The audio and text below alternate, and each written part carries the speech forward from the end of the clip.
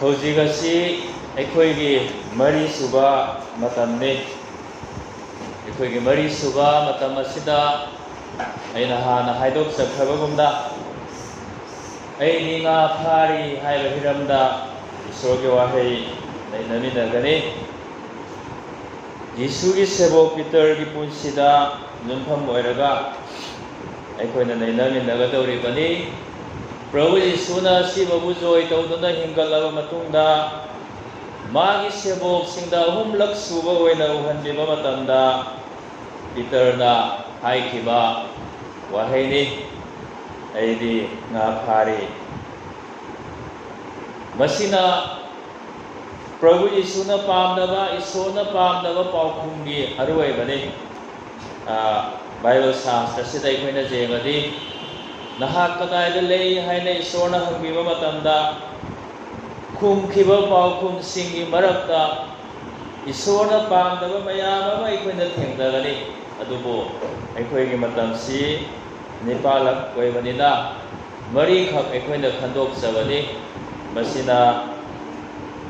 ꯏꯁꯣꯔꯅ ꯄꯥꯝꯗꯕ ꯄꯥꯎꯈꯨꯝꯒꯤ ꯑꯣꯏꯅꯗꯤ ꯑꯔꯣꯏꯕ ꯑꯣꯏꯒꯅꯤ. ꯑꯗꯨꯒ ꯍꯣꯔꯦꯟ ꯅꯨꯃꯤꯗꯥꯡꯗꯒꯤ ꯏꯁꯣꯔꯅ ꯄꯥꯝꯕ ꯄꯥꯎꯈꯨꯝꯁꯤꯡ ꯑꯩꯈꯣꯏꯅ ꯑꯃꯨꯛ ꯅꯩꯅꯃꯤꯟꯅꯒꯅꯤ. ꯕꯥꯏꯕꯜ ꯁꯥꯁꯇ꯭ꯔꯗꯒꯤ ꯏꯁꯣꯔꯒꯤ ꯑꯍꯤꯡꯕ ꯋꯥꯍꯩ ꯇꯥꯃꯤꯟꯅꯁꯤ. ꯌꯣꯍꯥꯟꯅ ꯂꯦꯡꯕ ꯐꯕꯣ ꯄꯥꯎ ꯄꯟꯗꯨꯛ 12 ꯄꯗ 1 - 14 ꯐꯥꯎꯕꯁꯤꯅꯤ. ꯑꯗꯨꯕꯨ ꯁꯥꯡꯃꯟꯕꯒꯤ ꯃꯔꯝꯅ ꯈꯔ ꯇꯦꯟꯅ ꯇꯥꯃꯤꯟꯅꯁꯤ. ꯄꯗ 3 ꯐꯥꯎꯕ ꯍꯣꯔꯦꯟ ꯃꯊꯧ ꯇꯥꯕꯒꯤ ꯃꯇꯨꯡ ꯏꯟꯅ ꯃꯔꯛꯇꯒꯤꯁꯨ ꯑꯗꯨꯝ ꯍꯥꯏꯗꯣꯛꯆꯒꯅꯤ. ꯌꯣꯍꯥꯟ ꯄꯟꯗꯨꯛ 12 ꯄꯗ 1 - 3 ꯇꯥꯃꯤꯟꯅꯁꯤ. ꯑꯁꯤꯒꯤ ꯃꯇꯨꯡꯗ ꯌꯤꯁꯨꯅ ꯃꯁꯥ ꯃꯊꯟꯇꯕꯨ ꯁꯦꯕꯣꯛꯁꯤꯡꯗ ꯇꯤꯕꯦꯔꯤꯌꯥꯒꯤ ꯁꯃꯨꯗ꯭ꯔ ꯃꯄꯥꯟꯗ ꯑꯃꯨꯛ ꯎꯍꯜꯂꯦ ꯑꯃꯁꯨꯡ ꯏꯕꯨꯡꯉꯣꯅ ꯃꯇꯧ ꯑꯁꯨꯝꯅ ꯎꯍꯜꯂꯦ. ꯁꯤꯃꯣꯟ ꯄꯤꯇꯔ, ꯗꯤꯗꯨꯃꯥ ꯀꯧꯕ ꯊꯣꯃꯥ, ꯒꯂꯤꯜꯒꯤ ꯀꯅꯥꯗꯒꯤ ꯅꯊꯥꯅꯤꯑꯦꯜ, ꯁꯦꯕꯦꯗꯤꯒꯤ ꯃꯆꯥꯅꯤꯄꯥꯁꯤꯡ ꯑꯃꯁꯨꯡ 이붕어ꯒꯤ ꯁꯦꯕꯣꯛ ꯑꯇꯩ ꯑꯅꯤ ꯃꯈꯣꯏ ꯑꯁꯤ ꯇꯤꯟꯅꯔꯝꯃꯤ. 시몬 ꯄꯤꯇꯔꯅ ꯃꯈꯣꯏꯗ ꯍꯥꯏ, ꯑꯩ ꯉꯥ ꯊꯤꯕ ꯆꯠꯀꯦ. ꯃꯈꯣꯏꯅ ꯃꯉꯣꯟꯗ ꯍꯥꯏ, ꯑꯩꯈꯣꯏꯁꯨ ꯅꯍꯥꯛꯀ ꯂꯣꯏꯅꯅ ꯂꯥꯛꯆꯒꯦ. ꯃꯈꯣꯏꯅ ꯆꯠꯈꯤꯗꯨꯅ ꯍꯤꯗ ꯇꯣꯡꯂꯦ. ꯑꯗꯨꯒ ꯑꯍꯤꯡ ꯑꯗꯨꯗ ꯃꯈꯣꯏꯅ ꯀꯔꯤ ꯑꯃꯠꯇ ꯐꯥꯗ꯭ꯔꯦ. ꯄꯥꯊꯣꯛꯇꯨꯅ ꯇꯥꯃꯤꯟꯅꯈ꯭ꯔꯕ ꯋꯥꯍꯩ ꯇꯥꯖꯈ꯭ꯔꯕ ꯑꯩꯈꯣꯏ ꯄꯨꯝꯅꯃꯛꯀꯤꯗꯃꯛ ꯏꯁꯣꯔꯅ ꯕꯣꯔ ꯄꯤꯅꯕꯤꯕ ꯑꯣꯏꯁꯅꯨ. ꯑꯥꯃꯦꯟ. ꯏꯁꯣꯔꯗ ꯍꯥꯏꯔꯤꯁꯤ, ꯊꯥꯒꯠꯆꯔꯤ ꯏꯄꯥ ꯏꯁꯣꯔ, ꯇꯣꯜꯂꯕ ꯅꯆꯥꯅ ꯑꯩꯈꯣꯏꯅ ꯁꯤꯟꯖ ꯂꯥꯡꯖꯔꯤꯕ ꯔꯤꯚꯥꯏꯕꯦꯜ ꯃꯤꯇꯤꯡ ꯑꯁꯤ ꯅꯍꯥꯛꯅ ꯂꯣꯏꯅꯕꯤꯗꯨꯅ ꯍꯧꯕ ꯄꯨꯡꯖꯥꯗꯨꯗꯒꯤ ꯍꯧꯖꯤꯛ ꯐꯥꯎꯕ ꯆꯤꯡꯕꯤꯔꯛꯂꯦ. ꯏꯄꯥ ꯅꯍꯥꯛꯄꯨ ꯊꯥꯒꯠꯆꯕꯅꯤ. ꯏꯄꯥ ꯏꯁꯣꯔ, ꯑꯩꯈꯣꯏꯅ ꯑꯃꯨꯛ ꯍꯟꯅ ꯅꯪꯒꯤ ꯋꯥꯍꯩ ꯅꯩꯅꯃꯤꯟꯅꯒꯗꯧꯔꯦ. ꯅꯍꯥꯛꯅ ꯄꯥꯡꯕꯤꯌꯨ. ꯅꯪꯒꯤ ꯊꯋꯥꯏꯅ ꯍꯥꯏꯗꯣꯛꯆꯔꯤꯕ ꯅꯆꯥ ꯑꯩꯍꯥꯛ ꯇꯥꯃꯤꯟꯅꯒꯗꯧꯕ ꯄꯨꯝꯅꯃꯛꯄꯨ ꯂꯣꯏꯅꯕꯤꯗꯨꯅ ꯕꯣꯔ ꯄꯤꯅꯕꯤꯌꯨ ꯍꯥꯏꯗꯨꯅ ꯅꯪꯒꯤ ꯑꯃꯠꯇ ꯉꯥꯏꯔꯕ ꯅꯆꯥ ꯏꯕꯨꯡꯉꯣ ꯑꯩꯈꯣꯏ ꯀꯟꯕꯤ ꯑꯃꯄꯨ ꯄ꯭ꯔꯚꯨ ꯌꯤꯁꯨꯒꯤ ꯃꯤꯡꯗ ꯅꯤꯖꯕꯅꯤ. ꯑꯥꯃꯦꯟ. ꯉꯁꯤ ꯑꯩꯈꯣꯏꯒꯤ ꯊꯧꯔꯝꯁꯤꯗ ꯑꯩꯈꯣꯏ ꯄꯥꯁꯇꯣꯔꯦꯠꯀꯤ ꯃꯄꯥꯟꯗꯒꯤ ꯏꯆꯤꯟ ꯏꯅꯥꯎ ꯑꯅꯤ ꯌꯥꯎꯏ. ꯑꯩ ꯑꯃꯨꯛꯇ ꯁꯛ ꯇꯥꯛꯆꯒꯦ. ꯆꯥꯟꯕꯤꯗꯨꯅ ꯑꯩꯈꯣꯏ ꯏꯆꯤꯟ ꯏꯅꯥꯎ ꯗꯕꯆꯟꯗ꯭ꯔ ꯑꯃꯨꯛꯇ ꯂꯦꯞꯈꯠꯄꯤꯌꯨ. ꯌꯥꯝ ꯅꯨꯡꯉꯥꯏꯖꯩ, ꯊꯝꯕꯤꯌꯨ. ꯃꯍꯥꯛ ꯑꯁꯤ ꯒꯨꯋꯥꯍꯥꯇꯤꯒꯤꯅꯤ. SBIꯗ ꯊꯕꯛ ꯇꯧꯗꯨꯅ ꯅꯤꯃꯥꯡ ꯁꯥꯎꯗ ꯂꯩꯕꯅꯤ. ꯑꯩꯈꯣꯏꯒꯤ ꯏꯃꯨꯡꯁꯤ ꯈ꯭ꯔꯤꯁꯇꯥꯟ ꯏꯃꯨꯡ ꯃꯅꯨꯡꯅꯤ. ꯃꯥ ꯐ꯭ꯌꯨꯆꯔꯗ ꯍꯌꯦꯡ ꯄꯔꯤꯈꯥ ꯊꯥꯒꯗꯧꯕꯅꯤ. ꯈꯨꯗꯣꯡꯆꯥꯕ ꯃꯇꯝ ꯂꯧꯗꯨꯅ, ꯑꯆꯥ ꯃꯇꯝ ꯂꯧꯗꯨꯅ ꯑꯩꯈꯣꯏꯒꯤ ꯏꯔꯛꯇ ꯉꯥꯏꯍꯥꯛ ꯌꯥꯎꯕꯤꯕꯅꯤ. ꯃꯅꯤꯀꯥꯟꯇ ꯑꯝꯇ ꯂꯦꯞꯈꯠꯄꯤꯌꯨ. ꯑꯩꯈꯣꯏꯒꯤ ꯊꯧꯒꯜꯂꯣꯏ ꯃꯅꯤꯀꯥꯟꯇꯁꯨ ꯌꯥꯎꯕꯤꯔꯤ. ꯊꯥꯒꯠꯆꯩ. ꯍꯧꯖꯤꯛꯇꯤ ꯏꯁꯣꯔ ꯊꯥꯒꯠꯄ ꯅꯥꯏꯇꯣꯝ ꯏꯁꯩ ꯌꯨꯅꯤꯀꯤꯗꯒꯤ ꯇꯥꯃꯤꯟꯅꯁꯤ.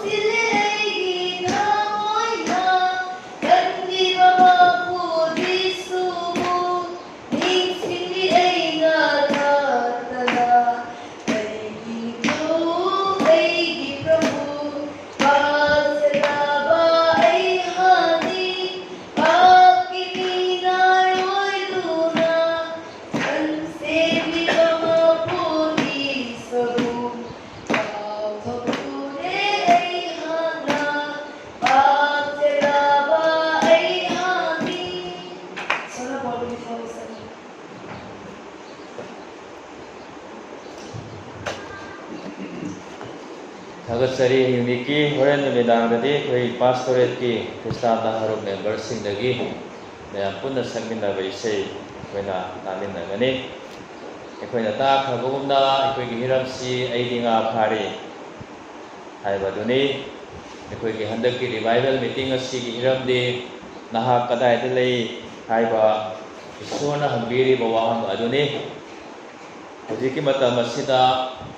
Peter na Tiviriyagi Samaduda,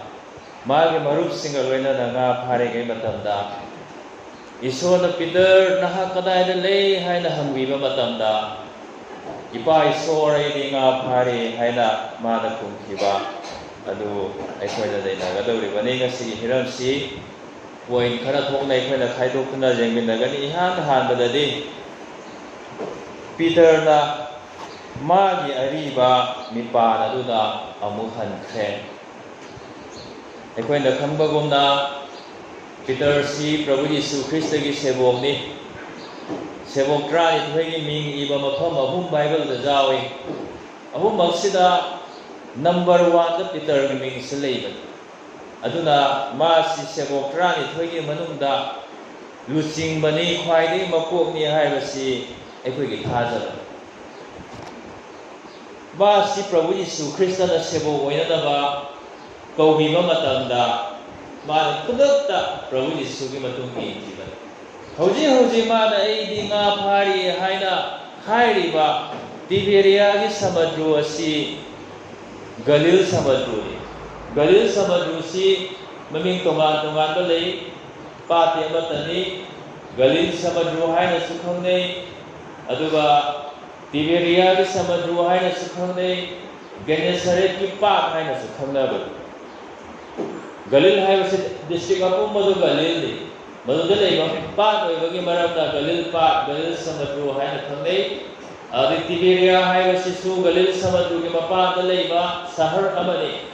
Madugi Sahara Dugi Maming Noraga, me say the Tiberia Samadru Haina Su, Kangavadi. Sonai the Tien Bature, Sonai to the Haikana, Aduma.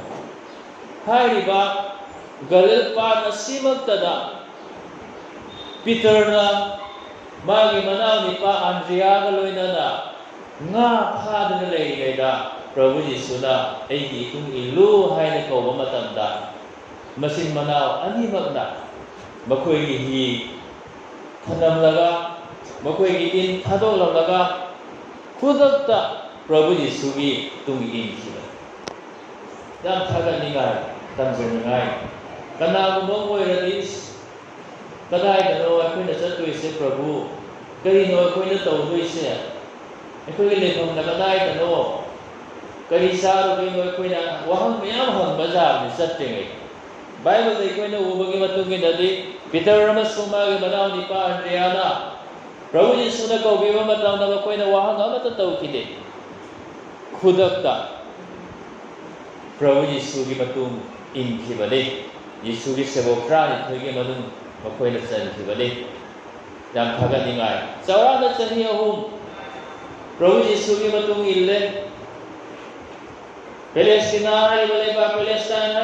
tungi kawa mukpo nukta koy cha tuna Jesu gitungi na sargalay ba kaya pabuapaw ko yung sandole.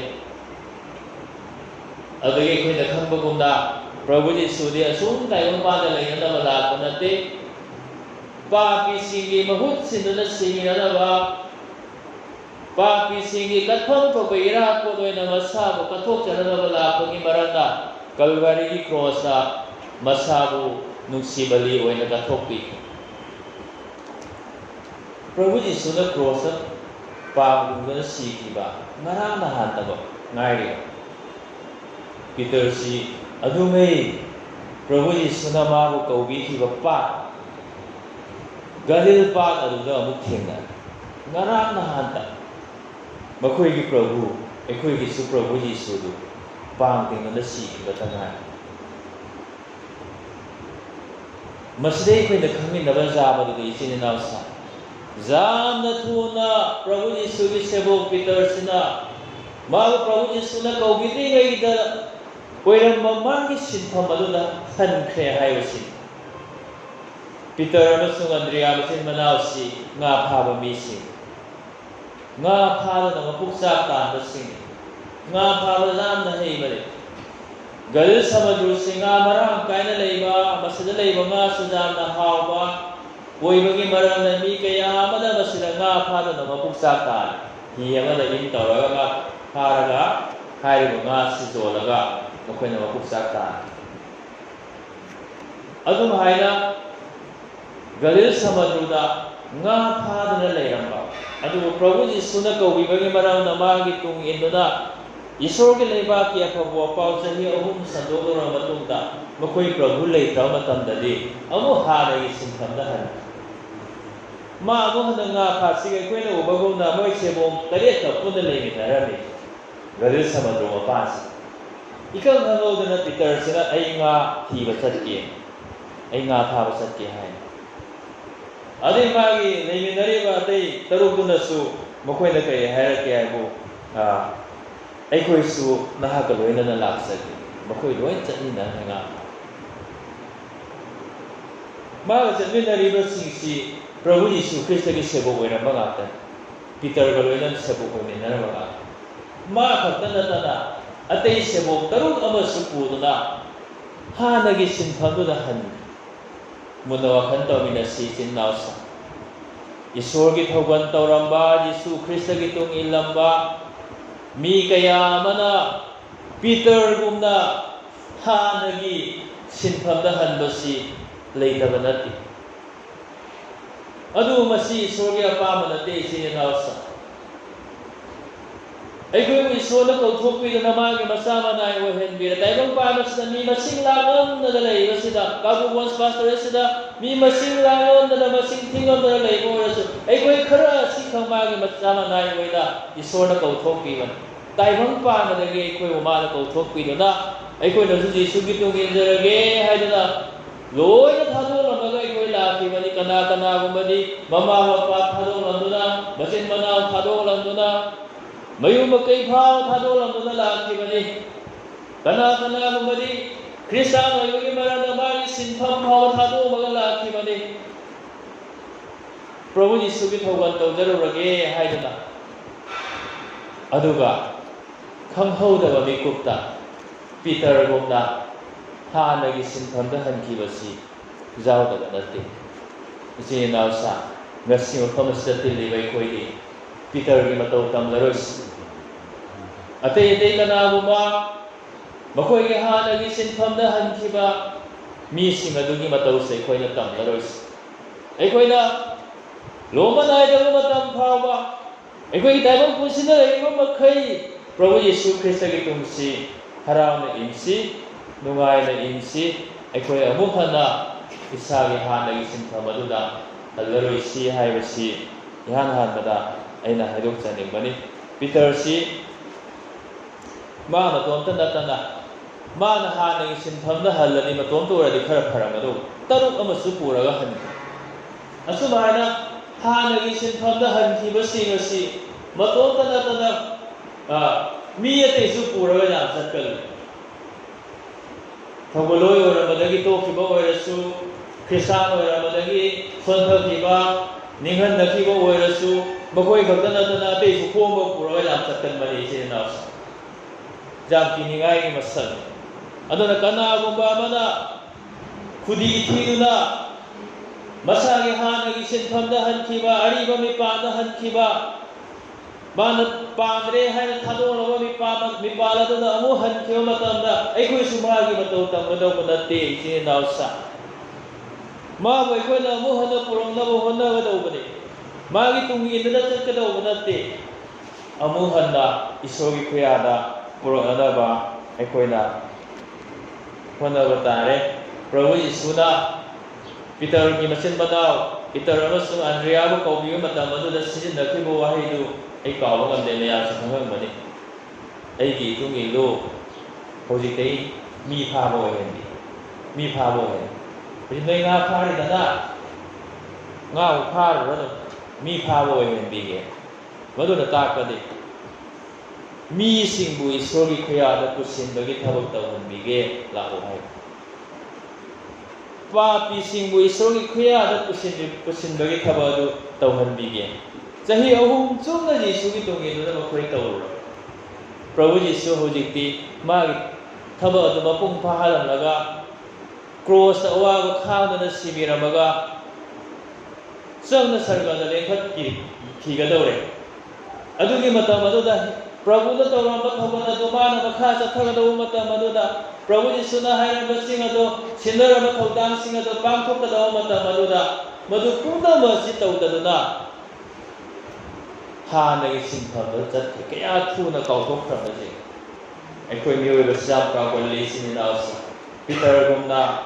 ꯏꯁꯣꯔꯒꯤ ꯑꯅꯤꯡꯕ ꯑꯄꯥꯝꯕ ꯏꯁꯣꯔꯅ ꯑꯩꯈꯣꯏꯗ ꯐꯣꯡꯗꯣꯛꯄꯤꯕ ꯏꯁꯣꯔꯅ ꯑꯩꯈꯣꯏꯗ ꯁꯤꯟꯅꯕꯤꯕ ꯏꯁꯣꯔꯅ ꯑꯩꯈꯣꯏꯗ ꯇꯧꯕꯤꯕ ꯖꯥꯊꯝ ꯀꯥꯎꯈꯤꯒꯅꯤ ꯍꯥꯏꯕꯁꯤ ꯌꯥꯝꯅ ꯀꯤꯅꯤꯡꯉꯥꯏꯒꯤ ꯃꯁꯛꯅꯤ ꯑꯩꯈꯣꯏ ꯈꯨꯗꯤꯡꯃꯛꯀꯤ ꯃꯐꯝꯗ ꯏꯁꯣꯔꯅ ꯊꯧꯗꯥꯡ ꯁꯤꯟꯅꯕꯤꯔꯤꯕꯅꯤ ꯍꯥꯏꯔꯤꯕ ꯊꯧꯗꯥꯡꯁꯤ ꯑꯩꯈꯣꯏꯅ ꯅꯤꯡꯁꯤꯡꯂꯤꯕ꯭ꯔꯥ ꯃꯨꯟꯅ ꯋꯥꯈꯜ ꯇꯧꯃꯤꯟꯅꯁꯤ ꯄꯤꯇꯔꯅ ꯇꯤꯕꯦꯔꯤꯌꯥꯒꯤ ꯁꯃꯨꯗ꯭ꯔ ꯃꯄꯥꯟꯗ ꯂꯩꯕꯁꯤ ꯂꯩꯐꯝꯗꯤ ꯆꯨꯝꯃꯤ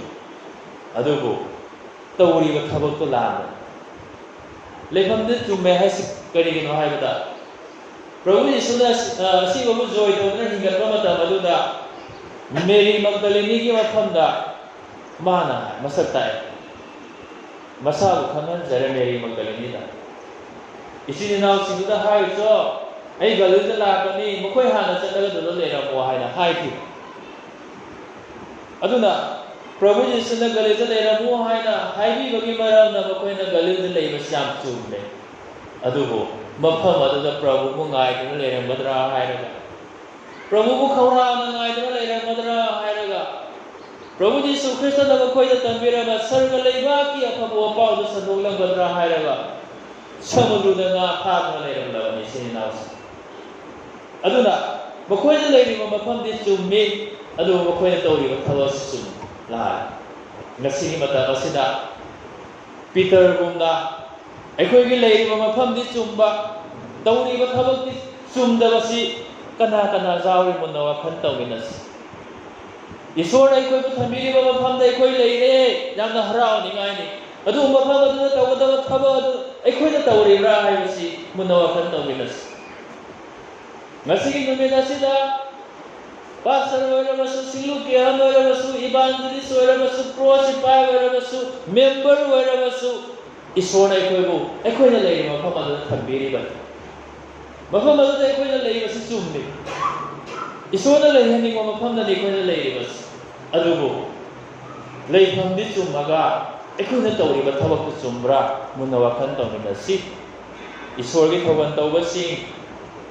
ꯑꯩꯈꯣꯏꯅ ꯂꯩꯔꯤꯕ ꯃꯐꯝ ꯑꯗꯨꯗ ꯃꯥꯒꯤ ꯊꯧꯒꯜ ꯇꯧꯅꯅꯕ ꯏꯁꯣꯔꯅ ꯊꯝꯕꯤꯕꯅꯤ ꯀꯟꯕꯤꯕꯒꯤ ꯑꯐꯕ ꯋꯥꯄꯥꯎ ꯁꯟꯗꯣꯛꯅꯕ ꯑꯩꯈꯣꯏꯕꯨ ꯊꯝꯕꯤꯕꯅꯤ ꯁꯤꯡꯂꯨꯞ ꯌꯦꯡꯁꯤꯟꯅꯕ ꯑꯩꯈꯣꯏꯕꯨ ꯊꯝꯕꯤꯕꯅꯤ ꯃꯐꯝ ꯑꯗꯨꯗ ꯑꯩꯈꯣꯏꯅ ꯍꯥꯏꯔꯤꯕꯁꯤꯡꯁꯤ ꯇꯧꯔꯤꯕ꯭ꯔꯥ ꯅꯠꯇ꯭ꯔꯒ ꯏꯔꯟꯅꯥꯏ ꯇꯥꯟꯗꯨꯅ ꯂꯩꯔꯤꯕ꯭ꯔꯥ ꯏꯁꯩ ꯀꯥꯟꯅꯅꯕ ꯊꯤꯗꯨꯅ ꯂꯩꯔꯤꯕ꯭ꯔꯥ ꯇꯥꯏꯕꯪ ꯄꯥꯟꯕꯒꯤ ꯍꯔꯥꯎ ꯅꯨꯡꯉꯥꯏꯕꯁꯤꯗ ꯁꯔꯨꯛ ꯌꯥꯗꯨꯅ ꯂꯩꯔꯤꯕ꯭ꯔꯥ ꯇꯥꯏꯕꯪ ꯄꯥꯟꯕꯒꯤ ꯑꯔꯪ ꯑꯔꯥꯛꯁꯤꯡ ꯑꯁꯤ ꯇꯥꯟꯗꯨꯅ ꯑꯩꯈꯣꯏꯅ ꯂꯩꯔꯤꯕ꯭ꯔꯥ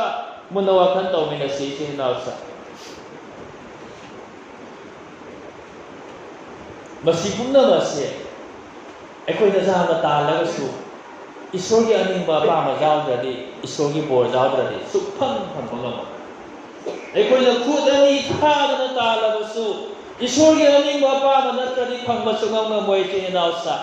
ꯅꯪꯅ ꯑꯆꯧꯕ ꯊꯕꯛ ꯇꯧꯅꯤꯡꯂꯤꯕ꯭ꯔꯥ ꯅꯪꯅ ꯈ꯭ꯔꯤꯁꯇꯥꯟ ꯑꯣꯏꯔꯨꯕꯒꯤ ꯃꯔꯝꯅ ꯏꯁꯣꯔꯒꯤ ꯑꯅꯤꯡꯕ ꯑꯄꯥꯝꯕ ꯃꯥꯒꯤ ꯕꯣꯔ ꯌꯥꯎꯗ꯭ꯔꯗꯤ ꯐꯪꯕ ꯉꯝꯃꯣꯏ ꯄꯔꯤꯈꯥ ꯐꯖꯅ ꯄꯥꯁ ꯇꯧꯅꯤꯡꯕ꯭ꯔꯥ ꯅꯪꯅ ꯌꯤꯁꯨ ꯈ꯭ꯔꯤꯁꯇ ꯊꯥꯖꯕ ꯑꯣꯏꯔꯨꯕꯒꯤ ꯃꯔꯝꯅ ꯃꯥꯒꯤ ꯕꯣꯔ ꯌꯥꯎꯗ꯭ꯔꯕꯗꯤ ꯄꯥꯁ ꯇꯧꯕ ꯉꯝꯃꯣꯏ ꯑꯐꯕ ꯖꯨꯝ ꯑꯆꯧꯕ ꯖꯨꯝ ꯁꯥꯅꯤꯡꯕ꯭ꯔꯥ ꯅꯪ ꯊꯥꯖꯕ ꯃꯤ ꯑꯣꯏꯕꯒꯤ ꯃꯔꯝꯅ ꯏꯁꯣꯔꯒꯤ ꯕꯣꯔ ꯌꯥꯎꯗ꯭ꯔꯕꯗꯤ ꯁꯥꯕ ꯁꯨꯡꯉꯝ ꯉꯝꯃꯣꯏ ꯑꯗꯨꯅ ꯈ꯭ꯋꯥꯏꯗꯒꯤ ꯃꯔꯨꯑꯣꯏꯕꯗꯤ ꯑꯍꯥꯟꯕꯗ ꯑꯩꯈꯣꯏꯅ ꯏꯁꯣꯔꯒꯤ ꯂꯩꯕꯥꯛ ꯑꯗꯨ ꯊꯤꯕ ꯇꯥꯔꯦ ꯁꯥꯁ꯭ꯔꯅ ꯑꯩꯈꯣꯏꯗ ꯍꯥꯏꯕꯤꯕꯒꯨꯝꯅ ꯑꯗꯨꯒꯤ ꯃꯊꯛꯇ ꯄꯨꯝꯅꯃꯛ ꯑꯗꯨ ꯑꯩꯈꯣꯏꯅ ꯅꯩꯁꯤꯟꯕꯤꯒꯅꯤ ꯃꯗꯨ ꯅꯠꯇꯗꯨꯅ ꯏꯁꯣꯔꯒꯤ ꯂꯩꯕꯥꯛꯀ ꯄꯨꯡꯀꯥꯎ ꯀꯥꯎꯈꯤꯗꯅ ꯄꯨꯝꯅꯃꯛ ꯑꯁꯤ ꯈꯨꯠ ꯑꯅꯤ ꯊꯥꯔꯒ ꯑꯩꯅ ꯐꯪꯅꯕ ꯍꯣꯠꯅꯒꯦ ꯍꯥꯏꯅ ꯍꯣꯠꯅꯔꯕꯁꯨ ꯋꯥꯔꯒ ꯇꯣꯛꯀꯅꯤ ꯏꯆꯤꯟ ꯏꯅꯥꯎꯁꯥ ꯁꯨꯐꯪ ꯐꯪꯉꯣꯏ ꯏꯁꯣꯔꯒꯤ ꯑꯅꯤꯡꯕ ꯑꯄꯥꯝꯕ ꯇꯧꯕꯗ ꯑꯩꯈꯣꯏ ꯋꯥꯕ ꯌꯥꯏ ꯑꯗꯨꯕꯨ ꯃꯗꯨꯅ ꯕꯣꯔꯒꯤ ꯃꯁꯛ ꯑꯣꯏꯕꯅꯤ Peter khoi mai pakre adu ngai Prabhu Jisu na kau midri ngai da di nga pharaga paisa marang kai na pai bi yung nga phara jam thai ba professional fisherman adu mai na Peter khoi masin manau sisu nga phara phajana hi ba kangbu professional oi mai man kai adu gumba kangbu adu bo numida sida di makhoi mai pakre maya panjeng bi achai pa ri makhoi na chat khi na hi da tong le aduga ahing aduda makhoi na kari ama ta pha ahing supa galil pa aduda nga pha na ba hi da koi chat chat na in hun na khot na re ama khau pha de nga dam pharak ke hai di phara pha ama khau pha di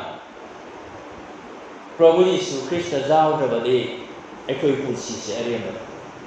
Prabhu Jisu Krishna giao ra badi aikoi na tawri ba thabak se aremba ne Jisu Krishna na giao wi ra bada aikoi di aremba ne ahang ba ne mamal giao da adu nga pha ba hi ba Peter ahing chupa nga na pik thallaba galil samaduda in hulu matamda aremba ta Karim kana Prabhu Jisu Krishna mana tauthok Jisu Krishna wa mana ngai ni hai ba khamde maramaduna ma bol phamde Jisu Krishna jaw da wa punsi di areba Krishna na ta singi da makadi akoi thoi da khallu be mathau ta Isona ko bi gi matungina Jisu Krishna Thamoi ki Prabhu di hai lo sin na ma ni tung ki lu bangi maranna Jisu jaw da nai ko na kursi le lo de ekoi kana tham thangoi ekoi arin bata ani maramadu nei che na sa ngasi gi no me da sida nang gi punsi adu da Jisu jaw ri bra nang gi imong manung adu da Jisu jaw ri bra na koi yum da Jisu le ri bra na koi simyop da Jisu le ri bra Munawa kan to minaras nang tawri ba thaba da Jisu jaw ri bra Jisu da jaw ba ja thaba da na tawri ba natraga Jisu na jaw na tukat sa ba ma na pam da thaba da na tawri ba munawa kan to minasi adubo sa sa ne ko da me ba gi matu ke da di Jisu jaw ra ba di mai pa ka ni Jisu jaw da ba ri ba ta ka ni Jisu jaw da ahing supa in hulabasu makhoi kana thong khangkhide seisida pada manga sida Prabhu Jisu na hangbo wahang aba zawri nuaina moina inkan no hulinge amo pha ra ma no ngali to ma to Prabhu Jisu se samadruma pa na le pa na pa ade ma na hame sa nakhoi sa na ko kari ba lei bra Prabhu Jisu sa la ne Kari mo mo da jana ba jaru ma di sa ge hai na ba na ham na de sin na ma khoi da sa na ba karim jaw dre hai si kham na hami chele si noi ahi su pa nga pha re in hu re na khoi da tani ngai nga jaw bra ahi su pa nga pha ro be maram na in hu be maram na khoi chak la me na khoi tani ngai le bra hai na hami ma khoi chak la me tani ngai le ahing supa nga pha na mo na re pha de hai Prabhu Jisu na kham adu na kham na hame challenge ai jaw da na koi na hing supa ho na re mahi ham ro na koi ho cha la me chani ngai lai ro hai na ba koi na khum lei jade chani ngai le mo pok chaw ba sing yaw ra ni ahing supa tan na in hun na ba da soi da chak la ma ni chani ngai le jam na tuon ba pau khum jam na han thani ngai ba pau khum chani ngai ho le te adu dei makha ta nai koi na je ga di Prabhu Jisu na inadu hi ge je tham na kan da hun ji lu ai na adai moi sina as ahing chuk ko banora na mo pha na je thang ma kan da ga hun ji lu ba mo hai ri je wai khan da ꯑꯩꯈꯣꯏ ꯀꯅꯥꯒꯨꯝꯕ ꯑꯣꯏꯗꯤ ꯁꯣꯏꯅ ꯍꯥꯏꯔꯝꯕꯅꯤ ꯑꯩ ꯈꯟꯕ ꯁ꯭ꯋꯥꯏ ꯂꯩꯁꯤꯡ ꯑꯣꯏꯗꯤ ꯁꯣꯏꯅ ꯍꯥꯏꯔꯝꯕꯅꯤ ꯑꯩꯁꯨ ꯍꯥꯏꯔꯝꯕꯖꯥꯠ ꯁꯟꯅꯥꯅꯤ ꯅꯣꯡꯉꯥꯟꯕ ꯍꯣꯠꯅ ꯑꯃꯨꯛ ꯐꯥꯗ꯭ꯔꯀꯥꯟꯗ ꯖꯦꯠ ꯊꯪꯕ ꯅꯥꯀꯟꯗ ꯑꯃꯨꯛ ꯍꯨꯜꯂꯨ ꯀꯥꯏꯅ ꯁꯤꯅꯤ ꯄꯥꯏ ꯃꯣꯏ ꯃꯇꯝꯗꯨꯗ ꯖꯤꯁꯤꯅꯦ ꯑꯩ ꯈꯪꯗꯦ ꯂꯥꯝꯅ ꯁꯃꯨꯗ꯭ꯔ ꯃꯄꯥꯟꯗ ꯂꯩ ꯃꯣꯏꯅ ꯁꯃꯨꯗ꯭ꯔ ꯀꯅꯥꯅꯣꯝ ꯂꯥꯛꯑꯒ ꯏꯟꯗꯨ ꯁꯃꯨꯗ꯭ꯔ ꯃꯄꯥꯟꯗ ꯍꯨꯜꯂꯨ ꯀꯥꯏꯅ ꯅꯋꯥ ꯂꯧꯗꯦ ꯍꯥꯏꯔꯛꯀꯅꯤ ꯑꯗꯨꯕꯨ ꯃꯇꯥꯡꯁꯤꯗ ꯄꯤꯇꯔ ꯑꯩꯈꯣꯏ ꯊꯥꯒꯠꯅꯤꯡꯉꯥꯏ ꯑꯣꯏꯕꯁꯤ ꯌꯤꯁꯨꯅ ꯍꯥꯏꯕꯒꯤ ꯂꯖꯦꯠꯂꯣꯟ ꯍꯦꯛꯇ ꯍꯨꯟꯕ ꯃꯗꯨꯏꯗꯤ ꯉꯥ ꯑꯆꯧꯕ ꯆꯥꯝꯃꯒ ꯌꯥꯡꯈꯩ ꯍꯨꯝꯗꯣꯏ ꯂꯩ ꯆꯤꯡꯈꯠꯄ ꯉꯝꯗ꯭ꯔꯦ ꯄꯥꯖꯦ ꯏꯆꯤꯜ ꯏꯅꯥꯎꯁꯤ ꯑꯩꯅ ꯍꯥꯏꯖꯟꯕꯅꯤ ꯑꯍꯤꯡ ꯆꯨꯞꯄ ꯍꯣꯠꯅꯔꯕꯁꯨ ꯑꯃꯐꯥꯎ ꯐꯥꯗ꯭ꯔꯕ ꯃꯇꯝꯗ ꯌꯤꯁꯨꯅ ꯍꯤꯒꯤ ꯖꯦꯠ ꯊꯪꯕ ꯅꯥꯀꯟꯗ ꯏꯟꯗꯨ ꯍꯨꯟꯖꯤꯜꯂꯨ ꯍꯥꯏꯕꯗ ꯌꯤꯁꯨꯒꯤ ꯖꯥꯊꯪꯒꯤꯗ ꯈꯨꯗꯛꯇ ꯍꯨꯟꯕ ꯃꯇꯝ ꯑꯗꯨꯗꯗꯤ ꯉꯥ ꯑꯆꯧꯕ ꯆꯥꯝꯃ ꯌꯥꯡꯈꯩ ꯍꯨꯝꯗꯣꯏ ꯑꯃꯨꯛꯇ ꯂꯛꯇꯅ ꯆꯤꯡꯈꯠꯄꯁꯨ ꯉꯝꯗ꯭ꯔꯦ ꯑꯗꯨ ꯌꯥꯝꯅ ꯉꯥꯜꯂꯛꯑꯁꯨ ꯏꯟꯁꯨ ꯑꯃꯨꯛ ꯁꯦꯒꯥꯏꯗꯦ ꯃꯤꯔꯥꯀꯜ ꯑꯉꯛꯄꯅꯤ ꯄ꯭ꯔꯚꯨ ꯌꯤꯁꯨ ꯈ꯭ꯔꯤꯁꯇꯒꯤ ꯌꯥꯊꯪ ꯏꯟꯕ ꯍꯥꯏꯕꯁꯤ ꯕꯣꯔꯒꯤ ꯃꯁꯛ ꯃꯥꯒꯤ ꯍꯥꯏꯕ ꯏꯟꯕ ꯍꯥꯏꯕꯁꯤ ꯕꯣꯔꯒꯤ ꯃꯁꯛ ꯃꯥꯅ ꯍꯥꯏꯕ ꯌꯥꯕꯁꯤꯗ ꯑꯩꯈꯣꯏ ꯕꯣꯔ ꯐꯪꯕꯅꯤ ꯏꯆꯤꯜ ꯏꯅꯥꯎꯁꯤ ꯑꯩꯈꯣꯏꯅ ꯕꯣꯔ ꯐꯪꯗ꯭ꯔꯤꯕꯁꯦ ꯄ꯭ꯔꯚꯨ ꯌꯤꯁꯨ ꯈ꯭ꯔꯤꯁꯇꯒꯤ ꯌꯥꯊꯪ ꯏꯟꯗꯕꯒꯤ ꯃꯔꯝꯗꯅꯤ ꯃꯥꯅ ꯍꯥꯏꯕ ꯑꯩꯈꯣꯏꯅ ꯇꯥꯗꯕꯒꯤ ꯃꯔꯝꯗꯅꯤ ꯃꯥꯒꯤ ꯑꯅꯤꯡꯕ ꯑꯩꯈꯣꯏꯅ ꯇꯧꯗꯕꯒꯤ ꯃꯔꯝꯗꯅꯤ ꯑꯩꯈꯣꯏꯅ ꯕꯣꯔ ꯐꯪꯗꯕꯁꯤ ꯑꯩꯈꯣꯏ ꯕꯣꯔ ꯐꯪꯁꯤ ꯍꯥꯏꯔꯕꯗꯤ ꯄ꯭ꯔꯚꯨ ꯌꯤꯁꯨꯒꯤ ꯌꯥꯊꯪ ꯏꯟꯕ ꯇꯥꯏ ꯃꯥꯒꯤ ꯑꯅꯤꯡꯕ ꯇꯧꯕ ꯇꯥꯏ ꯃꯥꯒꯤ ꯑꯄꯥꯝꯕꯗꯣ ꯑꯩꯈꯣꯏꯅ ꯇꯧꯕ ꯇꯥꯏ ꯃꯥꯅ ꯍꯥꯏꯔꯤꯕꯗꯨ ꯑꯣꯏꯊꯣꯛꯑꯣꯏꯗꯕꯁꯨ ꯃꯥꯜꯂꯝꯕ ꯌꯥꯏ ꯌꯥꯝꯅ ꯍꯩꯅꯗꯕ ꯄꯣꯠꯁꯨ ꯑꯣꯏꯔꯝꯕ ꯌꯥꯏ ꯑꯗꯨ ꯄ꯭ꯔꯚꯨ ꯅꯪꯒꯤ ꯑꯅꯤꯡꯕ ꯅꯅꯤꯡ ꯑꯣꯏꯕꯤꯌꯨ ꯄ꯭ꯔꯚꯨ ꯏꯁꯣꯔ ꯍꯥꯏꯅ ꯑꯩꯈꯣꯏꯅ ꯃꯥꯒꯤ ꯌꯥꯊꯪ ꯏꯟꯕ ꯃꯇꯝꯗ ꯕꯣꯔ ꯃꯌꯥꯝ ꯑꯩꯈꯣꯏꯗ ꯍꯩꯊꯕꯤꯕ ꯉꯥ ꯑꯆꯧꯕ ꯆꯥꯝꯃ ꯌꯥꯡꯈꯩꯒꯨꯝꯕ ꯈꯟꯅꯖꯩ ꯆꯤꯡꯈꯠꯄꯁꯨ ꯉꯝꯗ꯭ꯔꯦ ꯋꯥꯅ ꯆꯤꯡꯈꯠꯂꯁꯨ ꯏꯟ ꯁꯦꯒꯥꯏ ꯏꯁꯣꯔꯒꯤ ꯕꯣꯔ ꯍꯥꯏꯕꯁꯦ ꯁꯔꯒ ꯍꯥꯡꯗꯣꯛꯇꯨꯅ ꯍꯩꯊꯔꯛꯄ ꯇꯥꯔꯒꯁꯨ ꯕꯣꯔ ꯆꯟꯗ꯭ꯔꯦ ꯑꯩꯈꯣꯏ ꯌꯨꯝꯗ ꯕꯣꯔ ꯆꯟꯗ꯭ꯔꯦ ꯑꯩꯈꯣꯏ ꯂꯩꯀꯥꯏꯗ ꯕꯣꯔ ꯆꯟꯗ꯭ꯔꯦ ꯑꯩꯈꯣꯏꯒꯤ ꯁꯤꯡꯂꯨꯞꯇ ꯕꯣꯔ ꯊꯝꯐꯝ ꯂꯩꯇ꯭ꯔꯦ ꯆꯟꯗ꯭ꯔꯦꯁꯦ ꯍꯥꯏꯅꯤꯡꯉꯥꯏ ꯂꯩꯔꯣꯏ ꯏꯟ ꯁꯨꯛꯁꯦ ꯁꯦꯒꯥꯏꯔꯣꯏ ꯑꯗꯨꯅ ꯃꯥꯅ ꯕꯣꯔ ꯄꯤꯔꯛꯄ ꯃꯇꯝꯗꯗꯤ ꯑꯉꯛꯄ ꯐꯪꯗ ꯄꯤꯔꯛꯀꯅꯤ ꯇꯧꯕꯇꯕꯨ ꯃꯥꯒꯤ ꯍꯥꯏꯕ ꯏꯟꯕ ꯇꯥꯏ ꯏꯁꯣꯔꯒꯤ ꯍꯥꯏꯕ ꯏꯟꯕ ꯄꯨꯟꯁꯤ ꯍꯥꯏꯕꯁꯤ ꯌꯥꯝ ꯋꯥꯕꯒꯨꯝꯅ ꯎꯕꯅꯤ ꯏꯆꯤꯜ ꯏꯅꯥꯎꯁꯤ ꯄ꯭ꯔꯚꯨ ꯌꯤꯁꯨꯒꯤ ꯌꯥꯊꯪ ꯏꯟꯕ ꯍꯥꯏꯕꯁꯤ ꯌꯥꯝꯅ ꯋꯥꯅ ꯎꯕꯅꯤ ꯋꯥꯁꯨ ꯋꯥꯕ ꯇꯤꯡꯈꯪ ꯇꯨꯝꯕꯧ ꯃꯔꯛꯇ ꯆꯠꯄ ꯃꯇꯝ ꯂꯥꯛꯄ ꯌꯥꯏ ꯆꯔꯥ ꯍꯦꯟꯕ ꯃꯇꯝ ꯂꯥꯛꯄ ꯌꯥꯏ ꯏꯀꯥꯏꯕ ꯅꯪꯕ ꯃꯇꯝ ꯂꯥꯛꯄ ꯌꯥꯏ ꯃꯤꯅ ꯊꯤꯅ ꯐꯨꯕꯤꯔꯛꯄ ꯉꯥꯡꯕꯤꯔꯛꯄ ꯃꯇꯝꯁꯨ ꯂꯥꯛꯄ ꯌꯥꯏ ꯄ꯭ꯔꯚꯨ ꯌꯤꯁꯨ ꯈ꯭ꯔꯤꯁꯇꯒꯤ ꯌꯥꯊꯪ ꯏꯟꯕꯗꯒꯤ ꯑꯋꯥꯕ ꯈꯥꯡꯕ ꯃꯇꯝ ꯂꯥꯛꯄ ꯌꯥꯏ ꯃꯔꯝꯗꯤ ꯕꯥꯏꯕꯜ ꯁꯥꯁꯇ꯭ꯔꯅ ꯁꯥꯈꯤ ꯄꯥꯈꯣꯟ ꯆꯠꯄ ꯄꯣꯜꯒꯤ ꯄꯨꯟꯁꯤꯗ ꯃꯥꯅ ꯈꯥꯡꯈꯤꯕꯁꯤꯡ ꯑꯗꯨ ꯄ꯭ꯔꯚꯨ ꯌꯤꯁꯨꯒꯤ ꯌꯥꯊꯪ ꯏꯟꯕꯗꯒꯤꯅꯤ ꯑꯇꯣꯞꯄ ꯖꯥꯠꯁꯤꯡꯗ ꯊꯃꯣꯏ ꯄꯥꯎ ꯁꯟꯗꯣꯛꯅꯕ ꯅꯪꯕꯨ ꯑꯩꯅ ꯈꯟꯗꯣꯛꯂꯕꯅꯤ ꯍꯥꯏꯕ ꯑꯇꯣꯞꯄ ꯖꯥꯠꯁꯤꯡꯗ ꯆꯠꯇꯨꯅ ꯊꯕꯛ ꯄꯥꯎ ꯁꯟꯗꯣꯛꯎ ꯍꯥꯏꯕ ꯃꯥꯒꯤ ꯌꯥꯊꯪꯗꯣ ꯏꯟꯕꯗꯒꯤꯅꯤ ꯄꯣꯜꯅ ꯋꯥꯈꯤꯕꯁꯤꯡ ꯑꯗꯨꯕꯨ ꯏꯆꯤꯜ ꯏꯅꯥꯎꯁꯤꯡ ꯄ꯭ꯔꯚꯨ ꯌꯤꯁꯨꯒꯤ ꯌꯥꯊꯪ ꯏꯟꯕꯗ ꯋꯥꯕꯗꯨ ꯈꯔꯇꯅꯤ ꯑꯩꯈꯣꯏꯗ ꯈꯥꯡꯕ ꯉꯝꯗꯕ ꯐꯥꯎꯕ ꯃꯥꯅ ꯑꯩꯈꯣꯏꯕꯨ ꯋꯥꯍꯟꯕꯤꯔꯣꯏ ꯑꯗꯨꯕꯨ ꯌꯥꯊꯪ ꯏꯟꯗꯕ ꯍꯥꯏꯕ ꯏꯟꯗꯕ ꯄ꯭ꯔꯚꯨ ꯌꯤꯁꯨꯅ ꯇꯧ ꯍꯥꯏꯕꯗꯨ ꯇꯧꯗ꯭ꯔꯒ ꯇꯧꯅꯨ ꯍꯥꯏꯕ ꯇꯧꯔꯤꯕ ꯃꯤꯁꯤꯡꯒꯤ ꯋꯥꯕꯅ ꯌꯥꯝꯅ ꯍꯦꯟꯕꯅꯤ ꯏꯆꯤꯜ ꯏꯅꯥꯎꯁꯤꯡ ꯃꯈꯣꯏꯒꯤ ꯑꯋꯥꯕꯁꯤꯗꯤ ꯌꯦꯡꯕ ꯉꯝꯃꯣꯏ ꯃꯔꯝ ꯑꯗꯨꯅ ꯉꯁꯤꯒꯤ ꯅꯨꯃꯤꯠ ꯑꯁꯤꯗ ꯑꯩꯈꯣꯏꯅ ꯂꯩꯔꯤꯕ ꯃꯐꯝꯁꯤ ꯆꯨꯝꯃꯤ ꯑꯩꯈꯣꯏꯅ ꯇꯧꯔꯤꯕ ꯊꯕꯛꯁꯤ ꯆꯨꯝꯂꯕ꯭ꯔꯥ ꯃꯨꯟꯅ ꯋꯥꯈꯜ ꯇꯧꯃꯤꯟꯅꯁꯤ ꯑꯩꯈꯣꯏ ꯑꯁꯨꯛ ꯀꯨꯏꯅ ꯈ꯭ꯔꯤꯁꯇꯥꯟ ꯑꯣꯏꯔꯦ ꯌꯤꯁꯨ ꯈ꯭ꯔꯤꯁꯇꯒꯤ ꯇꯨꯡ ꯏꯟꯖꯔꯝꯂꯦ ꯊꯋꯥꯏ ꯑꯃꯁꯨꯡ ꯍꯛꯆꯥꯡꯗ ꯑꯩꯈꯣꯏ ꯕꯣꯔ ꯐꯪꯕ ꯄꯥꯝꯃꯤ ꯕꯣꯔ ꯐꯪꯂꯕ꯭ꯔꯥ ꯀꯔꯤꯒꯨꯝꯕ ꯐꯪꯗ꯭ꯔꯤꯕ ꯑꯣꯏꯔꯒꯗꯤ ꯌꯤꯁꯨ ꯌꯥꯎꯗꯕꯒꯤ ꯃꯔꯝꯗ ꯑꯣꯏꯒꯅꯤ ꯅꯈꯣꯏꯒꯤ ꯏꯃꯨꯡ ꯃꯅꯨꯡ ꯅꯨꯡꯉꯥꯏꯔꯤꯕ꯭ꯔꯥ ꯁꯥꯟꯇꯤ ꯂꯩꯔꯤꯕ꯭ꯔꯥ ꯅꯨꯡꯉꯥꯏꯔꯕꯗꯤ ꯁꯥꯟꯇꯤ ꯂꯩꯔꯕꯗꯤ ꯌꯤꯁꯨ ꯈ꯭ꯔꯤꯁꯇꯅ ꯃꯀꯣꯛ ꯑꯣꯏꯕ ꯏꯃꯨꯡ ꯃꯅꯨꯡ ꯁꯣꯏꯗꯅ ꯑꯣꯏꯒꯅꯤ ꯈ꯭ꯔꯤꯁꯇꯥꯟ ꯏꯃꯨꯡ ꯃꯅꯨꯡ ꯑꯣꯏꯔꯁꯨ ꯇꯝꯖꯅꯤꯡꯉꯥꯏ ꯌꯥꯎꯗ꯭ꯔꯕ ꯏꯪꯊꯕ ꯂꯩꯇ꯭ꯔꯕ ꯑꯃꯗ ꯑꯃꯕꯨ ꯏꯀꯥꯏ ꯈꯨꯝꯅꯗ꯭ꯔꯕ ꯗꯤꯁꯤꯄ꯭ꯂꯤꯟ ꯌꯥꯎꯗ꯭ꯔꯕ ꯏꯪꯊꯕ ꯍꯔꯥꯎꯕ ꯅꯨꯡꯉꯥꯏꯕ ꯂꯩꯇꯕ ꯏꯃꯨꯡ ꯑꯣꯏꯔꯗꯤ ꯑꯅꯥꯕ ꯏꯃꯨꯡ ꯑꯣꯏꯔꯗꯤ ꯀꯦꯟꯁꯔꯅ ꯅꯥꯕꯒꯨꯝꯕ ꯏꯃꯨꯡ ꯑꯣꯏꯔꯒꯗꯤ ꯄ꯭ꯔꯚꯨ ꯌꯤꯁꯨ ꯈ꯭ꯔꯤꯁꯇ ꯌꯥꯎꯗꯕꯒꯤ ꯃꯔꯝꯅꯤ ꯏꯆꯤꯜ ꯏꯅꯥꯎꯁꯤꯡ ꯊꯧꯒꯜꯂꯣꯏꯁꯤꯡꯒꯤ ꯏꯃꯨꯡꯁꯨ ꯑꯣꯏꯁꯅꯨ ꯃꯦꯝꯕꯔꯁꯤꯡꯒꯤ ꯏꯃꯨꯡꯁꯨ ꯑꯣꯏꯁꯅꯨ ꯉꯔꯥꯡꯇ ꯈ꯭ꯔꯤꯁꯇꯥꯟ ꯑꯣꯏꯕ ꯏꯃꯨꯡꯁꯨ ꯑꯣꯏꯁꯅꯨ Yisu Krishna Jawi Rabada, Harawanungai, Itavan Pitan. Prabhu Yisu Krishna Jawi, the Vayumado, Itavan Late. Diving Pan is an alupan and Tumpay to Harawanungai, Itavan Late. Adunani Prabhu Yisu Krishna ki haiba embassy yamna kanai haina hairibas iloi loibadadi Yisuna nakta leibirabada mathau taba pumnamak loina khangjan marani mana loina khangbi ekhoi kari mathau taribano haibas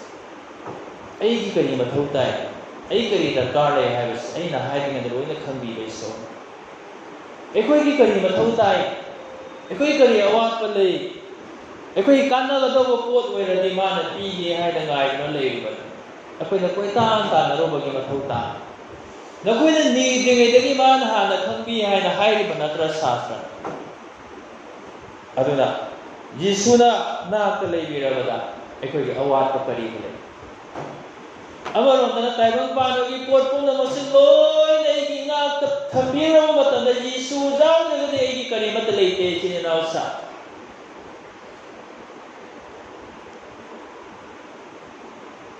Maramaduna Handa ki ekhoi gi revival asidani ekhoi Yisu daw na jumda hans Yisu ekhoi gi jumda pusilasi ekhoi gi imung da Yisu ga loy na chamsi ekhoi gi imung manu da Yisu daw na ekhoi leimin narusi thawaloi singsu ekhoi na thawban tawbada Yisu daw na tawrasi Kristani imung manung kudinga Yisu daw raga imung manung ni haibasi mi na khangbo oirasa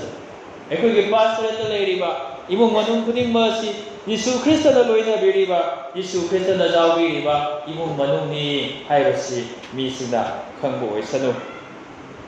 Nahak ki punsida Yisu daw rabra Nahak na tawriba thabak aduda Yisu daw rabra Nana siyan taliba mawong aduda Yisu daw rabra Nana wapal sandoli may tawbada Yisu daw rabra Nana counseling daw matanda Yisu daw rabra Nana liga wari sana matanda Yisu daw rabra Yisu Krista galoy na na ekhoi na kuding magtawrasi matam aduda ekhoi punsi ase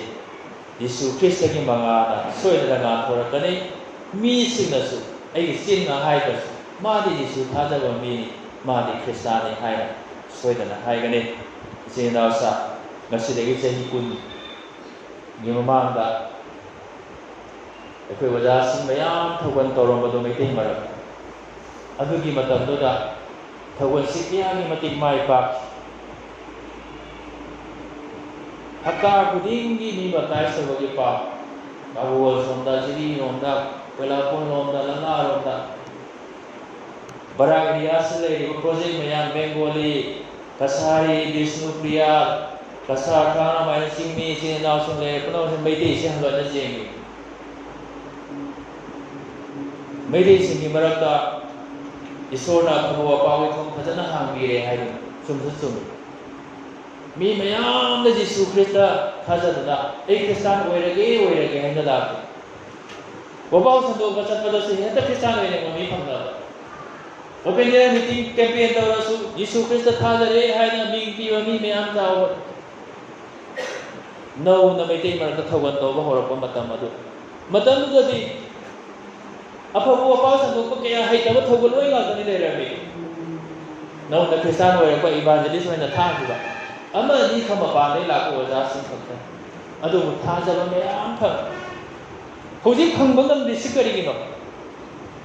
hojik pastorate manga thokna pastorate kudinga thogaloi kun hena leidana kosi pastor mayam leidana adagi pastorate nupi na so wapau sandoi naharu na su sandoi angang sing tangai ra sandokriba adu thajaba phangam bisikari Masigi khwaidagi hena chaw maramdi akoina sandokpa heitabai maramna sunati akoina isoi wahi khangdabai maramna sunati isona thong thingibagi maramna sunati isona makoi thamoi kalhan thibagi maramna sunati Kristan oikraba akoina Yisu Krista makoina uba phangdabagi maramna ni ꯃꯈꯣꯏꯅ ꯍꯥꯏꯅꯤꯡꯗꯕꯒꯤ ꯃꯔꯝꯗꯅꯤ ꯅꯣꯏꯅ ꯁꯟꯗꯣꯛꯏꯕ ꯋꯥꯄꯥꯎꯗꯣ ꯌꯥꯝ ꯐꯩꯅꯦ ꯅꯣꯏꯅ ꯁꯟꯗꯣꯛꯏꯕ ꯖꯤꯁꯨꯗꯣ ꯌꯥꯝ ꯐꯩ ꯑꯩꯈꯣꯏꯁꯨ ꯈꯪꯉꯤ ꯅꯣꯏ ꯐꯠꯇꯦ ꯅꯣꯏꯗꯒꯤ ꯇꯝꯖꯅꯤꯡꯉꯥꯏ ꯂꯩꯇꯦ ꯅꯨꯄꯤꯁꯨ ꯅꯤꯄꯥꯁꯨ ꯑꯉꯥꯡꯁꯨ ꯅꯍꯥꯁꯨ ꯑꯍꯟꯁꯨ ꯇꯝꯖꯅꯤꯡꯉꯥꯏ ꯑꯃꯠꯇ ꯂꯩꯇꯦ ꯑꯩꯈꯣꯏꯒ ꯅꯣꯏꯒ ꯈꯦꯠꯅꯕ ꯀꯔꯤ ꯂꯩ ꯅꯣꯏ ꯈ꯭ꯔꯤꯁꯇꯥꯟ ꯑꯣꯏꯔꯦ ꯏꯁꯣꯔꯒꯤ ꯃꯤ ꯑꯣꯏꯔꯦ ꯍꯥꯏ ꯑꯩꯈꯣꯏꯗꯤ ꯅꯠꯇꯦ ꯈꯦꯠꯅꯕ ꯀꯔꯤ ꯂꯩ ꯑꯁꯤꯅꯤ ꯃꯣꯏ ꯋꯥꯍꯪꯁꯤ ꯑꯗꯨꯗꯒꯤ ꯈ꯭ꯔꯤꯁꯇꯥꯟ ꯑꯣꯏꯔꯝꯕ ꯀꯌꯥ ꯑꯃꯗꯤ ꯍꯥꯟꯅ ꯑꯣꯏꯔꯝꯕ ꯁꯤꯡꯂꯨꯞꯇ ꯑꯣꯖꯥ ꯁꯥꯗ ꯂꯩꯈ꯭ꯔꯕ ꯂꯨꯆꯤꯡꯕꯁꯤꯡꯗꯨꯒ ꯇꯤꯟꯅꯕ ꯅꯨꯡꯉꯥꯏꯇꯕꯗꯒꯤ ꯂꯣꯏ ꯆꯠꯈ꯭ꯔꯦ ꯑꯗꯨꯅꯅꯤ ꯑꯔꯤꯕ ꯁꯤꯡꯂꯨꯞ ꯃꯌꯥꯝ ꯑꯃ ꯆꯥꯎꯈꯠꯇ꯭ꯔꯤꯁꯤ ꯑꯩꯈꯣꯏꯅ ꯋꯥꯅ ꯄꯥꯁꯇꯔꯁꯤꯡꯅ ꯏꯕꯥꯟꯖꯦꯂꯤꯁꯅ ꯋꯥꯅ ꯍꯣꯠꯅꯖꯗꯅ ꯈ꯭ꯔꯤꯁꯇꯥꯟ ꯑꯃꯅꯤ ꯏꯃꯨꯡ ꯃꯅꯨꯡ ꯑꯃꯅꯤ ꯐꯪꯖꯔꯦ ꯌꯥꯝ ꯍꯔꯥꯎ ꯍꯥꯟꯅ ꯂꯩꯔꯝꯕꯁꯤꯡꯗ ꯀꯜꯂꯛꯄꯒ ꯌꯥꯎꯔꯤ ꯏꯁ ꯃꯔꯝꯗ ꯃꯥ ꯂꯥꯛꯑ ꯇꯧꯔꯤꯁꯤꯡꯗꯤ ꯀꯣꯃꯤꯇꯤꯗꯒ ꯍꯥꯞꯆꯤꯟꯗꯅ ꯀꯣꯃꯤꯇꯤ ꯃꯦꯝꯕꯔꯒ ꯑꯣꯏꯔꯛꯄ ꯃꯇꯝꯗꯨꯗ ꯑꯩꯈꯣꯏꯅꯗꯤ ꯍꯔꯥꯎ ꯇꯞ ꯇꯝꯃꯒ ꯍꯌꯦꯡ ꯁꯤꯡꯂꯨꯞꯀꯤ ꯂꯨꯆꯤꯡꯕ ꯑꯣꯏꯍꯧꯗꯣꯏꯅꯤ ꯃꯣꯏꯅ ꯇꯧꯔꯤꯁꯤꯡ ꯑꯩꯈꯣꯏꯅ ꯆꯍꯤ 15 ꯃꯥꯅꯤ ꯈ꯭ꯔꯤꯁꯇꯥꯟ ꯑꯣꯏꯔꯒ ꯉꯔꯥꯡꯅ ꯃꯥ ꯈ꯭ꯔꯤꯁꯇꯥꯟ ꯑꯣꯏꯔꯒ ꯉꯥꯡꯉꯤꯁꯤꯡ ꯀꯥꯏ ꯀꯣꯃꯤꯇꯤ ꯃꯅꯨꯡꯗꯒ ꯈꯟꯅꯔꯒ ꯍꯩ ꯇꯨꯝꯗ ꯅꯪ ꯀꯔꯤ ꯈꯪꯉꯤ ꯀꯥꯏ ꯑꯗꯨꯒꯨꯝꯕ ꯁꯤꯡꯂꯨꯞ ꯂꯩꯌꯦ ꯏꯆꯤꯟ ꯏꯅꯥꯎꯁꯦ ꯊꯃꯣꯏ ꯀꯥꯏꯕꯅꯤ ꯑꯅꯧꯕ ꯈ꯭ꯔꯤꯁꯇꯥꯟꯒꯁꯨ ꯐꯪꯅꯤꯡꯗꯕꯖꯥꯠꯅꯤ ꯑꯩꯈꯣꯏꯅ ꯑꯗꯨꯝ ꯁꯤꯡꯂꯨꯞꯁꯦ ꯑꯩꯈꯣꯏ ꯈꯔ ꯑꯗꯨꯝ ꯅꯨꯡꯉꯥꯏꯅ ꯂꯩꯊꯣꯛꯀꯦ ꯍꯥꯏꯅ ꯈꯟꯕ ꯁꯤꯡꯂꯨꯞꯁꯦ ꯑꯗꯨꯅ ꯏꯆꯤꯟ ꯏꯅꯥꯎꯁꯦ ꯃꯨꯟꯅ ꯋꯥꯈꯜ ꯇꯧꯃꯤꯟꯅꯁꯤ ꯑꯩꯈꯣꯏꯅ ꯂꯩꯔꯤꯕ ꯁꯤꯡꯂꯨꯞ ꯑꯗꯨꯗ ꯑꯅꯧꯕ ꯊꯥꯖꯕ ꯐꯪꯗ꯭ꯔꯤꯁꯤ ꯀꯔꯤꯅꯣ ꯃꯤꯉꯣꯟꯗ ꯇꯥꯏꯅꯔ ꯇꯣꯛꯁꯤꯔꯥ ꯅꯠꯇ꯭ꯔꯒ ꯑꯩꯁꯦ ꯍꯟꯊꯅ ꯌꯦꯡꯁꯤꯔꯥ ꯑꯩꯈꯣꯏꯒꯤ ꯏꯃꯨꯡꯁꯦ ꯍꯟꯊꯅ ꯌꯦꯡꯁꯤꯔꯥ ꯑꯩꯈꯣꯏꯒꯤ ꯁꯤꯡꯂꯨꯞꯁꯦ ꯍꯟꯊꯅ ꯌꯦꯡꯁꯤꯔꯥ ꯀꯔꯤ ꯑꯁꯣꯏꯕ ꯂꯩ ꯑꯩꯈꯣꯏ ꯏꯁꯣꯔꯒꯤ ꯊꯋꯥꯏꯅ ꯂꯣꯏꯅꯕꯤꯔꯦ ꯕꯣꯔ ꯄꯤꯅꯕꯤꯔꯦ ꯏꯁꯩ ꯁꯛꯄ ꯅꯨꯡꯉꯥꯏꯔꯦ ꯏꯁꯣꯔꯒꯤ ꯃꯇꯦꯡ ꯃꯒꯨꯟ ꯊꯥꯒꯠꯄ ꯅꯨꯡꯉꯥꯏꯔꯦ ꯑꯩꯈꯣꯏ ꯖꯒꯣꯏ ꯁꯥꯔꯦ ꯌꯥꯝꯅ ꯐꯩ ꯍꯔꯥꯎꯅꯤꯡꯉꯥꯏꯅꯤ ꯏꯁꯣꯔꯕꯨ ꯊꯥꯒꯠꯂꯦ ꯑꯗꯨꯕꯨ ꯃꯁꯤ ꯈꯛꯇꯅ ꯌꯥꯔꯦ ꯑꯩꯈꯣꯏꯒꯤ ꯄꯨꯟꯁꯤꯗ ꯑꯑꯣꯟꯕ ꯑꯍꯣꯡꯕ ꯂꯥꯛꯄ ꯇꯥꯕ ꯑꯅꯧꯕ ꯃꯤꯄꯥꯟ ꯑꯩꯈꯣꯏꯗꯒꯤ ꯃꯤꯅ ꯎꯕ ꯇꯥꯕꯅꯤ ꯃꯔꯝ ꯑꯗꯨꯅ ꯌꯤꯁꯨ ꯈ꯭ꯔꯤꯁꯇ ꯌꯥꯎꯕ ꯄꯨꯟꯁꯤ ꯃꯔꯦꯜ ꯑꯩꯈꯣꯏ ꯂꯦꯟꯃꯤꯟꯅꯁꯤ ꯇꯥꯏꯕꯪꯄꯥꯟꯁꯤꯗ ꯑꯩꯈꯣꯏꯅ ꯄꯥꯝꯗ꯭ꯔꯦ ꯐꯠꯂꯝꯗ꯭ꯔꯦ ꯍꯥꯏꯅ ꯍꯨꯟꯖꯦꯛꯂꯝꯕ ꯇꯥꯏꯕꯪꯄꯥꯟꯗꯒꯤ ꯑꯣꯏꯕ ꯄꯣꯠ ꯆꯩ ꯑꯔꯪ ꯑꯔꯥꯛ ꯃꯌꯥꯝꯁꯤꯗ ꯑꯩꯈꯣই ꯄꯨꯛꯅꯤꯡ ꯌꯥꯝ ꯊꯝꯃꯔꯣꯏꯁꯤ ꯃꯁꯤ ꯐꯪꯅꯕ ꯍꯣꯠꯅꯕꯗ ꯑꯩꯈꯣꯏ ꯋꯥꯔꯕꯅꯤ ꯑꯗꯨꯕꯨ ꯐꯪꯕꯗꯤ ꯉꯝꯃꯤ ꯏꯁꯣꯔꯅ ꯄꯤꯒꯦ ꯍꯥꯏꯗꯤ ꯅꯣꯡꯃꯗ ꯇꯣꯂꯣꯝ ꯊꯥꯗꯔꯛꯀꯅꯤ ꯃꯁꯤ ꯈꯨꯗꯝ ꯃꯌꯥꯝ ꯂꯩ ꯄ꯭ꯔꯤꯊꯤꯕꯤꯗ ꯈ꯭ꯔꯤꯁꯇꯥꯟ ꯑꯣꯏꯈ꯭ꯔꯕꯁꯤꯡꯒꯤ ꯃꯔꯛꯇ ꯈꯨꯗꯝ ꯃꯌꯥꯝ ꯌꯤꯁꯨ ꯈ꯭ꯔꯤꯁꯇꯒꯤꯗꯃꯛꯇ ꯈꯝ ꯊꯦꯡꯕ ꯑꯋꯥꯕ ꯈꯥꯡꯕ ꯃꯥꯒꯤ ꯑꯐꯕ ꯋꯥꯄꯥꯎꯒꯤꯗꯃꯛꯇ ꯆꯔꯥꯅ ꯍꯦꯜꯂꯕꯁꯨ ꯍꯔꯥꯎꯅ ꯈꯥꯡꯕ ꯉꯝꯕ ꯑꯗꯨꯒꯨꯝꯕ ꯏꯃꯨꯡ ꯃꯅꯨꯡ